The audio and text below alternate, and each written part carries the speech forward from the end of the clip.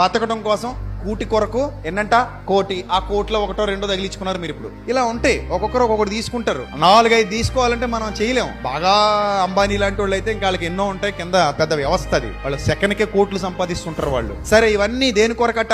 కూటి కొరకంట. నాకు అప్పుడప్పుడు అనిపిస్తుంది, నాకు 1000 కోట్లున్నా అంతే తినగలను, 100 కోట్లున్నా అంతే తినగలను, 1 కోటి రూపాయలున్నా అంతే తినగలను, 1,00,000 రూపాయలున్నా అంతే తినగలను. డబ్బు పెరగడం వల్ల పెరిగిందన్న ఒక వ్యూలో బతికేయడం తప్పితే, డబ్బు పెరిగినందువల్ల నా పొట్ట పెరగదు, పొట్ట పెరిగినా నా చావుకే తప్ప నా మంచికి కాదు.